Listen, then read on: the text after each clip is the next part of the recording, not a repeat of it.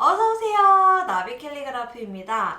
제가 지난 시간에 예고했듯이 오늘은 뭔가 내 성격에 좀 맞는, 내 성향에 맞는 캘리그라피 도구에 대해서 한번 알아볼게요. 우선 캘리그라피 도구는 이렇게 붓펜, 딥펜유들, 펜유들이 있죠. 그거 외에도 뭐 여러 가지 도구들이 있을 수 있지만 크게는 이렇게 대표적으로 4가지 도구가 있는데요. 저는 각 도구마다 좀 느끼는 그런 표현들이 있거든요. 이거를 약간 친구랑 이제 비교를 하는데, 이제 붓 같은 경우에는 그 외 초등학교 때부터 친구였던 되게 오래된 친구, 그래서 너무 편한 친구, 그리고 약간 진국 같은 그런 친구 있죠. 그런 친구에게 많이 비유를 해요. 물론 이제 여기서 표현하는 그런 감성들은 사람마다 다를 수 있어요.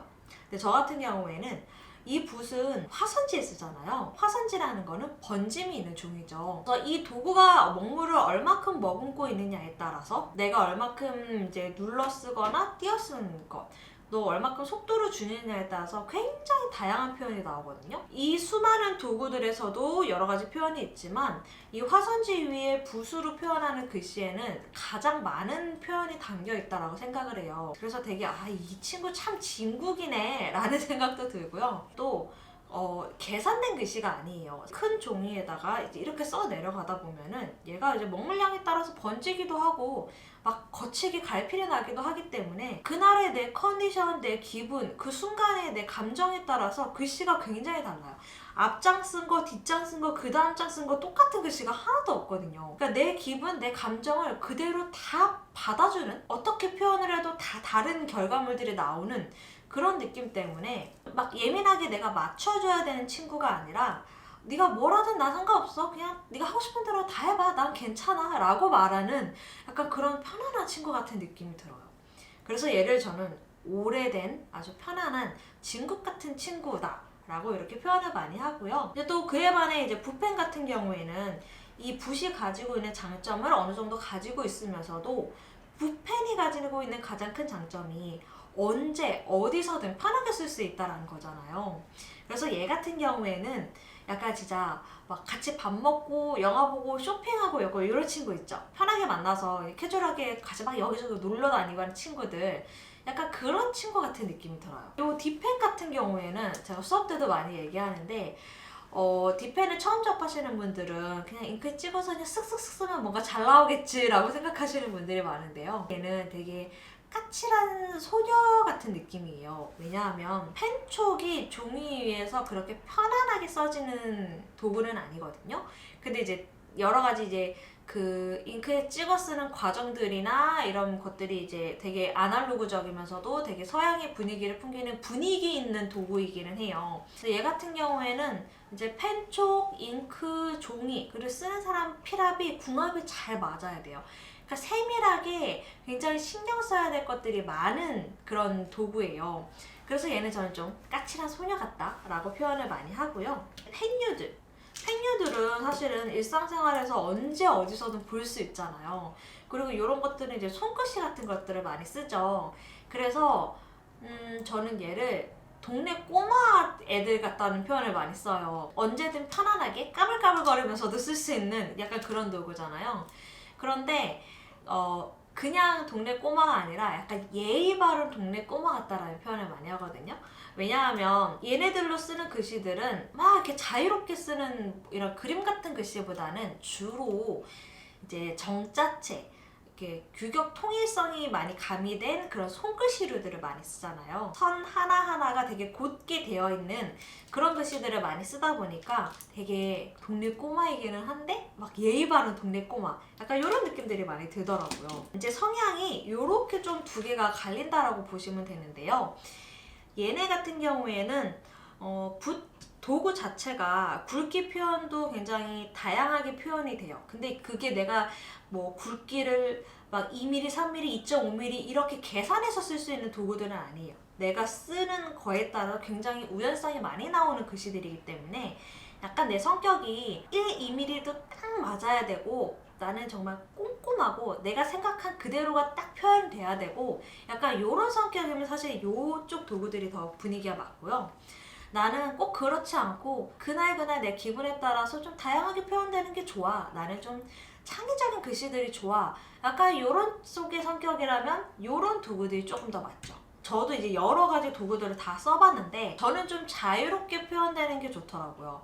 그래서 붓이나 이런 붓펜류들로 굵기 차이도 좀 다양하게 주면서 그때그때 변화되는 그런 모습들을 좀 즐기는 편이고, 그래서 그런 우연성을 좀 즐기고 내가 좀 창의적으로 표현하는 거라든지 자유롭게 표현하는 그 감성과 내 성향이 맞는다고 한다면 또 이런 붓은 수묵 일러스트와 굉장히 잘 어울려요. 수묵 같은 경우도 이 붓에 그라데이션을 주는 것도 우연성이고 또 종이 위에서 표현되는 그 번짐도 굉장히 우연성이거든요. 그래서 붓과 수묵이 굉장히 잘 어울리고, 만약에 이제 붓펜으로 한다면은 저는 이제 수채화 그림 중에서도 물 많이 써서 좀 러프하게 그리는 그런 수채화들 있죠. 그런 것들이랑 잘 어울릴 것 같아요. 이쪽은 좀 러프한 거. 막 내가 막 정답이 있는 어느 한 길로 가는 게 좀 답답하신 분들, 그냥 난 좀 자유롭게 표현하고 싶은 분들, 그런 분들에게 좀 어울리고, 이제 이런 딥펜이나 펜 같은 경우에는 이왕 쓰는 게 펜이니까 펜 드로잉이랑도 잘 어울릴 것 같아요. 그리고 이쪽 계열은 약간 섬세하고 약간 예민하고 꼼꼼하고 이러신 분들이 잘 어울리다 보니까 그림 중에서도 뭐 수채화 그림이라고 한다면 약간 물 많이 쓰는 러프한 그런 그림들이 있을 수 있고, 세밀하게 그리는 수채화 그림들도 있잖아요. 그런 그림이랑도 잘 어울리고, 수묵이 이제 좀 러프하게 표현한다면 동양화에서는 또 미나 그림 같은 경우는 또 굉장히 섬세한 그림이거든요. 이제 뭐 그림으로 따지면 이제 그런 그림이랑도 성향을 좀 매치할 수 있겠죠. 그렇다고 여러분 딥펜이나 펜을 쓰는데 뭐 러프한 수채화를 쓸 수 없고 막 이런 건 아니에요. 각 그림이나 각 캘리가 가지고 있는 그 도구의 성향들을 얘기한 거니까 흙과 배우로 생각하시면 안 됩니다. 또 여기서 주의해야 될 거는 어느 정도는 이 도구들을 다 다뤄보지 않는 이상은 내 성향과 맞는지를 100% 알 수 없어요. 왜냐하면 저 같은 경우도 제 모든 학창 시절과 제가 중환자실 간호사로 일했을 때까지만 해도 저는 그 공무원이 진짜 저한테 딱 맞는 성격인 줄 알았어요. 어느 곳에 소속되어 들어가서 안정된 일들을 하고 뭐 정해져 있는 그런 규격화된 일들을 하는 게 뭔가 창의적이고 막 개성적이고 이런 것보다 그런 쪽 일이 저한테 당연히 맞는 줄 알았는데, 그 일들을 다 그만두고 세상 밖으로 나와서 좋아하는 일을 찾다가 캘리그라피를 시작했을 때, 그리고 또 이러한 도구들을 다 써보면서 느꼈던 게, 아니 나는 되게 규격화되고 이런 정형화된 게 다 맞을 줄 알았는데 오히려 이런 거에서 약간 답답함을 느끼고 그냥 자유롭게 표현하는 것들이 더 감성이 맞더라고요. 더 우연성으로 표현되는 것들이 또 감성이 맞고, 그래서 저는 주로 이제 많이 하는 거는 제 유튜브를 보시면 아시겠지만 이제 붓과 수묵들을 좀 많이 하죠. 그렇다고 얘네들이 창의성이 없고 막 이런 거는 아니에요. 그냥 얘네들에 비해서 표현되는 그 느낌들이 변화가 적다, 그래서 통제할 수 있다라는 정도로 얘기를 드린 거예요. 얘네들은 좀 통제하기 어려워요. 지들이 마음대로 번지거든. 또 이제 한글과 영어 캘리가 있죠. 그러니까 한글과 영어 캘리는 내가 그 언어에 느끼는 매력도에 따라서도 선택을 할 수 있는데, 한글 같은 경우에는 글씨의 서체를 서예에서부터 발전되어 온 형태다 보니까 창의적인 글씨를 더 강조하는 편이에요. 정해져 있는 서체를 따라 쓰기보다는. 그런데 그 영어 캘리그라피, 특히 이제 정통 영어 캘리그라피 있죠? 그런 캘리그라피 같은 경우에는 예전에 써왔던 그 역사 속의 글씨를 그대로 재현해내는 게 사실은 목적이어서 굉장히 세밀하고 섬세하고 또 생각보다 되게 천천히 써요. 그래서 그런 이제 좀 성격에 맞는 분들, 규격에 딱 맞춰 쓰는 것에 굉장히 매력을 느끼시는 분들이 하면 좋을 그런 글씨들이죠. 그리고 거기에서 나아가서 나온 이제 브러쉬, 모던 뭐 영어 캘리그라피 같은 경우는 또 약간 이쪽이랑 또 잘 어울리고 약간 그런 게 있어요. 또 지난번에 얘기했듯이 도구별로 나누자면 아날로그 캘리가 있고 디지털 캘리가 있는데, 요거는 사실은 아날로그를 배워야지 디지털을 더 표현을 할 수 있거든요. 디지털로 표현할 수 있는 선의 느낌들이 다양하다고는 하지만 그 매끄러운 표면 위에서 표현되는 것들이 어느 정도 한계는 있어요. 그래서 디지털 캘리를 하고 싶으신 분들도 아날로그에서 느껴지는 여러 가지 그 표현들을 익히시고 디지털로 가는 게 좋죠. 자, 이렇게 오늘은 두루두루 여러 가지 도구들을 이제 보면서 도구들의 이런 성향, 성격, 내 또 성향과 성격은 어떤 게 맞을지 이렇게 얘기를 드렸어요. 저의 주관적인 감정들도 많이 들어가 있긴 할 거예요. 그래서 여러분들이 각 도구들을 좀 경험해 보면서 제가 말한 것들도 한번 참고해 보면서 하시면 조금 나에게 맞는 그런 캘리그라피 도구를 찾는데 조금 빨리 찾을 수 있지 않을까 싶습니다. 자, 오늘 영상은 여기까지입니다. 다음 시간에 또